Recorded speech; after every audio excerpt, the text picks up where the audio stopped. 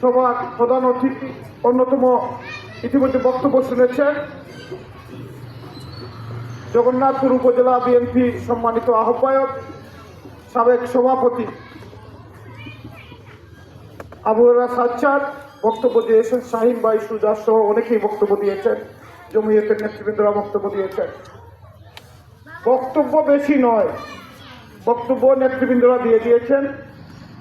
এখানে অনেকেই স্পেশাল অতিথি হিসেবে এখানে বসে আছেন। সময় স্বল্পতার জন্য বক্তব্য দেওয়া হচ্ছে না, কারণ এরপরে আমাদের আজকে আরো 6টা মিটিং আছে, নেড়ে 6টা মিটিং। এর জন্য নেতৃবৃন্দের বক্তব্য দেওয়া হয় নাই।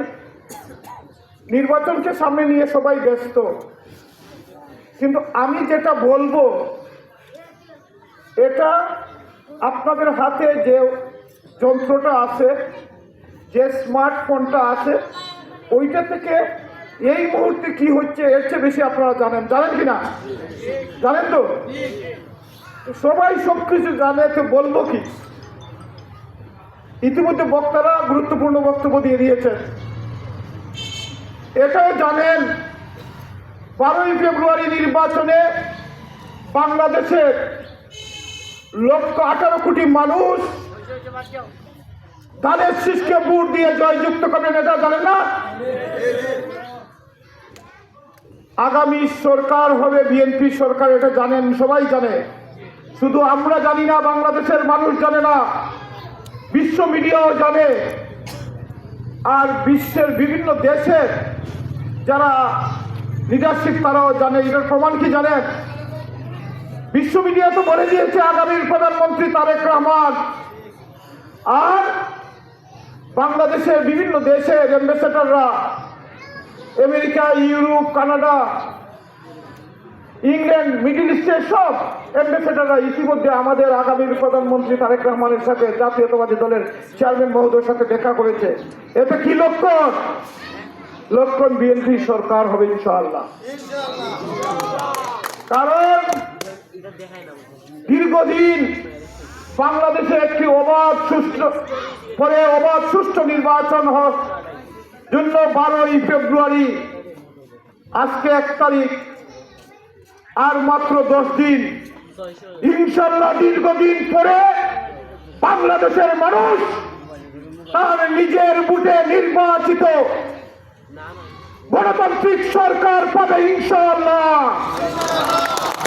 সেই সরকার হবে আপনার, আমার, আমাদের সরকার, বিএনপির সরকার ইনশাআল্লাহ।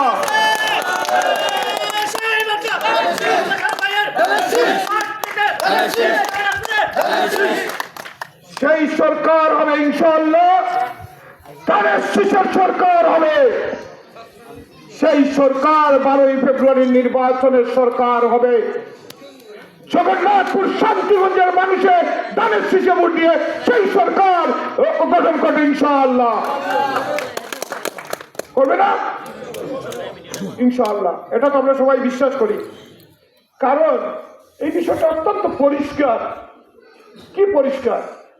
বাংলাদেশে 2টা বৃহত্তর রাজনৈতিক দল, বিএনপি, আওয়ামী লীগ। বাংলাদেশে সরকার গঠন করেছে এই দেশে স্বাধীনতা উত্তর।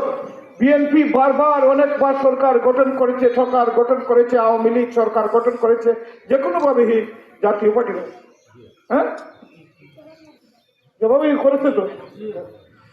কিন্তু দল 2টা, বিএনপি এবং আওয়ামী লীগ। স্বাধীনতার পক্ষের শক্তি কারা? বিএনপি স্বাধীনতার ঘোষণা দিয়েছেন আমাদের নেতা শহীদ প্রেসিডেন্ট জিয়াউর রহমান। স্বাধীনতার পক্ষের শক্তি দাবিদার আওয়ামী লীগ। দাবি করেন কিনা? দাবি করে স্বাধীনতার পক্ষের শক্তি। আর জাতীয় পার্টি বললাম না, এই বৃহত্তর 2 দল যে কোনো কারণে, এখন তো বিএনপি ক্ষমতায় নাই, বিএনপি ক্ষমতায় আছে, কিন্তু আওয়ামী লীগ ইলেকশন